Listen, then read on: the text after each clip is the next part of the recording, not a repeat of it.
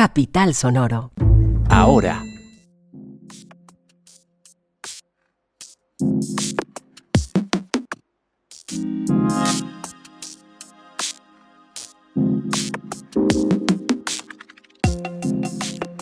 Colombia sustenta su informe periódico ante el Comité contra la Tortura de Naciones Unidas. Se lanza en Bogotá la ruta Alto Impacto, una estrategia que busca fortalecer las pequeñas y medianas empresas.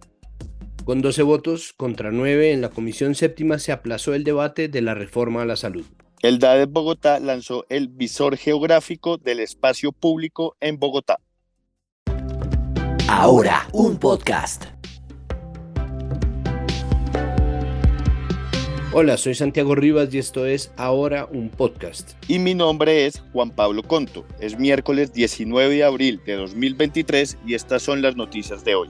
Colombia continúa presentando su sexto informe periódico al Comité contra la Tortura de Naciones Unidas. Distintas organizaciones defensoras de derechos humanos han alertado a la delegación sobre algunos temas a tener en cuenta. Laura Chambueta ha estado cubriendo esta noticia. Laura, ¿cómo le va? ¿En qué consiste esta rendición del informe? Hola Santiago, como siempre, un gusto acompañarlos en Ahora un podcast. Pues esta rendición del informe es un deber que tiene el Estado colombiano con la ONU al unirse a la Estrategia Internacional de Naciones Unidas, precisamente para contrarrestar los efectos de la tortura y los tratos crueles e inhumanos. Esto se hace cada 4 años. El último informe presentado por Colombia fue en 2019 y la ONU le dejó algunas recomendaciones al gobierno. Una delegación nacional conformada por 23 personas y liderada por la viceministra de Asuntos Multilaterales, Elizabeth Taylor, viajó a Ginebra para presentar su sexto informe ante Naciones Unidas. Sin embargo, aquí también se unieron organizaciones de la sociedad civil que conformaron la Coalición Colombiana contra la Tortura, quienes primero se reunieron con la delegación nacional para presentarle algunas cifras y recomendaciones a tener en cuenta antes de presentarle el informe final a la ONU. Pero además, Laura, esta Coalición Colombiana contra la Tortura presentó un informe alternativo al de la delegación del gobierno y muestra un panorama muy triste, además, sobre la práctica de la tortura. Hábleme sobre las cifras de este informe y sobre cuánto de esto corresponde o es responsabilidad del Estado colombiano. Así es, este informe alternativo recopila datos desde enero de 2015 y hasta junio de 2022. Ahí se habla de 495 casos de tortura registrados, de las cuales el 12% se cometieron contra mujeres, el 55% contra hombres y un 33% no se tiene conocimiento del género de las víctimas. Los departamentos con mayores casos reportados fueron Cauca, Norte de Santander, el Distrito Capital, Antioquia y Valle del Cauca. Un dato importante a resaltar es que el 52.5% de los casos se le atribuyen presuntamente a agentes al Estado y ya los demás están repartidos entre grupos paramilitares, guerrillas o pues actos de intolerancia social.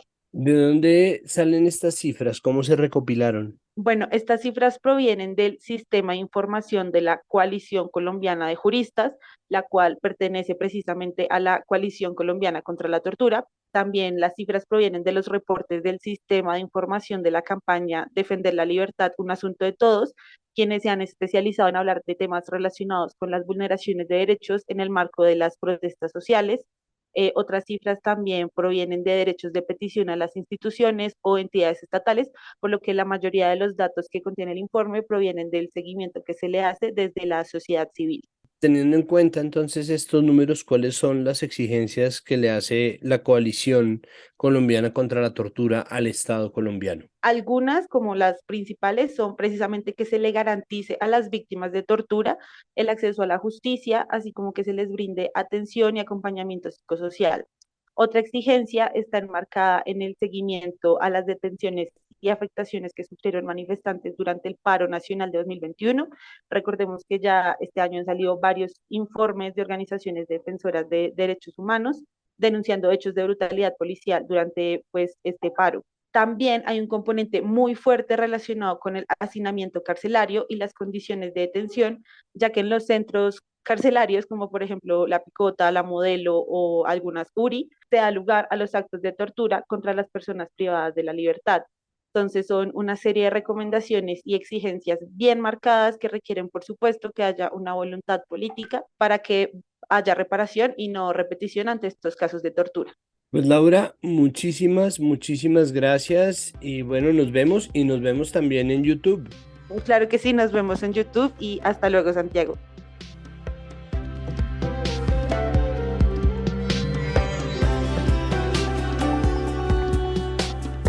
La Secretaría de Desarrollo Económico lanzó el programa Ruta Bogotá Alto Impacto, una estrategia que busca fortalecer a los emprendedores de la capital. Se busca, entre otras cosas, bajar la tasa de desempleo que hay en la ciudad y que está en 9.8%. Estamos con Cristian León. Cuéntenos, Cristian, ¿en qué consiste este programa? ¿Qué más, Juan Pablo? Gracias. Bueno, básicamente lo que busca este programa es que las microempresas y las medianas empresas de Bogotá, que son muy tradicionales, creen un plan de innovación, que allá es a donde apunta el mercado. Entonces, ¿cómo es el MANI ahí? Pues la Secretaría de Desarrollo dice, les vamos a ayudar para que ustedes entiendan todo este tema de innovación, que no es solo lo digital, es muy importante, sí, pero usted así tenga una empresa, no sé, de panela, puede innovar. ¿Cómo puede hacerlo? Pues eso es lo que le queremos enseñar. Entonces, hay un plan en donde se les explica, uno, transformación digital, dos, analítica de datos y también competitividad, que hay muchas empresas que no miran lo que están haciendo los otros y no solo en Colombia, sino en otros países y eso les puede ayudar un montón. Y también innovación de producto e internacionalización. ¿Cómo hacen esto? Pues con alianzas en la región, en América Latina, pero también en Europa. Oiga, Cristian, ¿hay algún plan para hacer visible esta estrategia y sobre todo a los emprendedores por fuera del país? Sí, lo que le apuntan es que en este año, por lo menos 600 empresas acá de Bogotá les echen un ojo desde afuera. Para eso hicieron una alianza, una gran alianza con 9.000 empresas internacionales. Pero entonces uno se pregunta, ¿cómo es posible que tantas empresas afuera del país puedan mirar qué se está haciendo acá? Hay una plataforma que se llama Scale Up Bogotá y ahí es donde esas empresas que ingresen a esta plataforma, se inscriban, van a poder ser visualizadas, además de, pues, después de desarrollar ese plan de innovación. Pero como el nombre es como un poquito complejo para algunas personas, si están interesados solo deben poner en el buscador Ruta Impacto Bogotá y allá les va a salir la página que es Ruta Impacto, pero con el scaleup.co. En Bogotá existen alrededor de 400.000 pequeñas y medianas empresas. ¿Cuántas empresas se espera financiar con este programa? ¿Cuántas se van a apoyar? ¿Cuántas se van a conectar en el mercado internacional? Esa pregunta que haces es súper importante porque nos da mucho contexto para saber qué tanto va a ayudar a las empresas. Lo decías, más de 400.000 MIPYMES que hay aquí en Bogotá y la estrategia espera que se ayuden cerca de 3.500. Puede que no suene tan grande el número, pero sí es importante porque desde que crearon la secretaría, nunca en un año, si llegan a cumplir la meta, pues se habrían impactado esta cantidad de MIPYMES. Casi siempre el distrito busca ayudas en otros sectores y no a empresas que ya están constituidas porque dan por hecho que están funcionando, que están generando plata. Pero entonces lo que están buscando con este programa es evidenciar qué les falta y cómo ayudarlas a dar ese paso de innovación. Rápidamente, 1.500 las van a financiar, les van a decir, miren, este dinero es suyo para que lo inviertan. 1.200 las van a conectar con el programa que hablábamos ahorita para que aprendan a innovar y 600, que este de pronto es el punto más importante, van a tener conexión con empresas internacionales. Cristian, más o menos de cuánta plata estamos hablando para los emprendedores. Bueno, la cofinanciación va a ser hasta por 10 millones de pesos, pero el requisito es que la deben invertir en lo siguiente: desarrollo y prueba de prototipos, desarrollo de experiencia de usuario o líneas de crédito para que tengan una mayor inversión, un mayor respaldo económico. Este plazo lo van a poder utilizar en 5 años y pues además, como siempre, digamos, las finanzas pueden ser un poco cambiantes en las empresas, les van a dar un periodo de gracia de 12 meses. Cristian, muchísimas gracias por la información y hasta pronto. A ustedes, muchas gracias.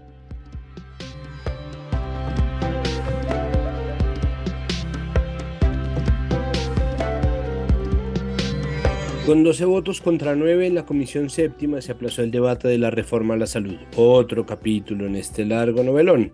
El Partido Conservador y el Partido de la U, partidos que pertenecen a la coalición de gobierno, no apoyaron el texto. Este tema lo viene cubriendo Daniela Espitia. Daniela, ¿cómo me le va? Hola Santiago, muy bien, pues por aquí siempre atenta, usted lo ha dicho, todo un novelón. Cuéntenos por favor qué pasó en la Comisión Séptima. Antes que nada, hay que decir que la citación de ayer se corrió más de 3 veces. Primero que a las 10 de la mañana, luego a la 1 de la tarde, luego que a las 2 y finalmente se dio a las 4 de la tarde. Pero adivinen qué, aun cuando ya se estaba sesionando, decidieron aplazarla para hoy y justo ahora están en ese trámite en el Congreso. ¿Qué pasó? Pues en la jornada no fue posible resolver una serie de recusaciones presentadas por el ex candidato presidencial Enrique Gómez contra 19 de los 21 representantes de la Comisión Séptima.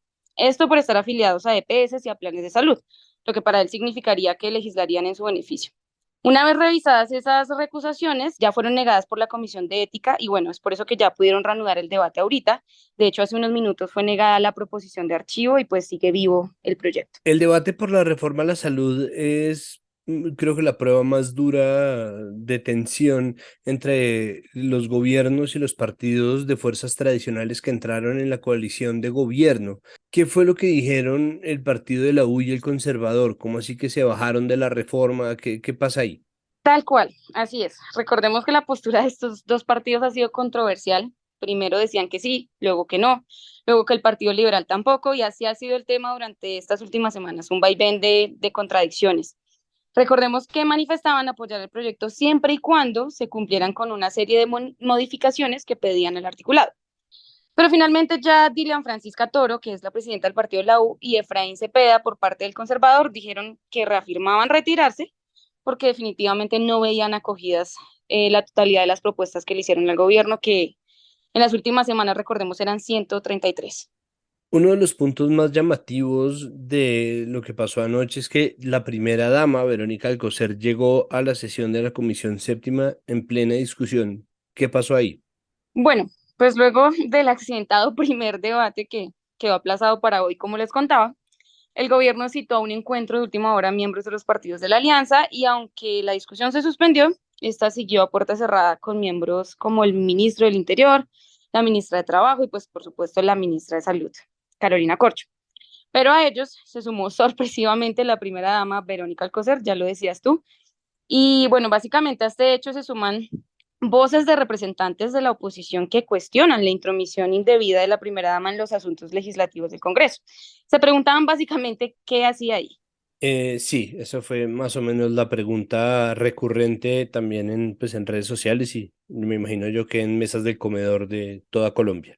Para terminar, Daniela, pues, ¿qué respuesta ha dado, qué declaraciones dio al respecto el presidente Gustavo Petro? Bueno, una vez empezaron a escuchar estas series de declaraciones también de los partidos de la U y el Conservador, entre otras cosas, el presidente Gustavo Petro se pronunció desde Estados Unidos durante una agenda que estaba cumpliendo en California y mencionó que esta es la prueba de fuego de la coalición mayoritaria, que básicamente son las reformas fundamentales las que aplican para el programa del gobierno que el pueblo eligió.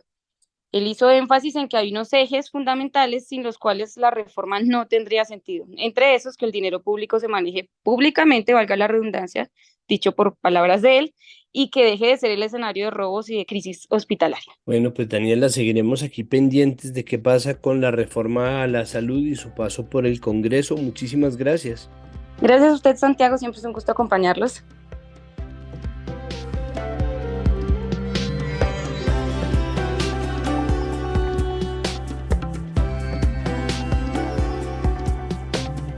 El DADEP, la entidad encargada de promover el espacio público en la ciudad, lanzó el visor geográfico del espacio público en Bogotá. Bienvenido, Esteban Bejarano. Cuéntenos en qué consiste este visor. Hola Juan Pablo, es un gusto estar en este podcast. Bueno, este visor es un aplicativo web, una página en que se encuentran las distintas herramientas para acceder a información oficial y sin intermediarios del espacio público de Bogotá. Por ejemplo, de los senderos, las plazas, los parques, las vías y la estructura ecológica principal de la ciudad. Dentro de la información geográfica vamos a encontrar datos y estadísticas que, de acuerdo a los intereses y necesidades de cada ciudadano, se podrán hallar en el mapa. Por ejemplo, se pueden buscar datos sobre el espacio público efectivo, la red peatonal y de ciclorrutas de Bogotá, entre otros.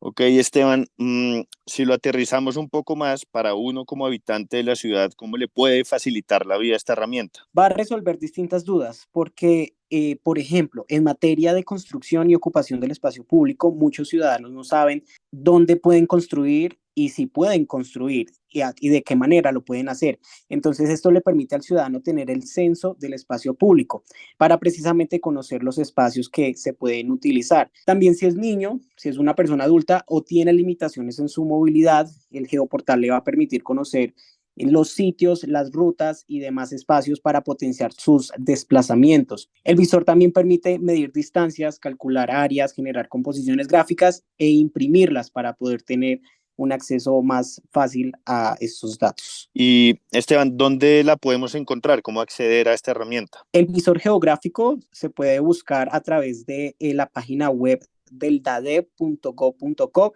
Hay una ventanilla que se llama Visor Geográfico EP. Esa es la forma más sencilla de encontrar este nuevo portal.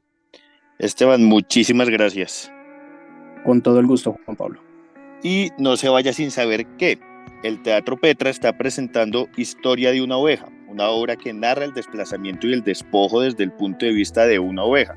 La dirige Fabio Rubiano y la protagonizan Julián Román y Marcela Valencia. María Paula Munévar, mujer de 27 años que llevaba desaparecida desde el día 13 de abril, fue encontrada muerta tras varios días de búsqueda. No se conocen detalles acerca de su muerte, pero ya la Universidad Javeriana hizo un comunicado refiriéndose al respecto y por supuesto son muchos los canales de noticias que están buscando ahondar en esta triste noticia. Nosotros contaremos más información en cuanto la tengamos disponible. Recuerden que ahora está en todas las plataformas, en las de televisión abierta, en YouTube, en el podcast de análisis y opinión Capital Político y de lunes a viernes en este podcast que están oyendo. Hasta mañana. Y no se les olvide que estamos en la Filbo todos los días publicando a las 6 de la mañana una entrevista breve y la agenda con toda la programación de cada uno de los días para que día tras día se programe con de vital importancia el podcast cultural de Capital Sonoro. Juan Pablo, hasta luego. Hasta luego, Santiago. Capital Sonoro.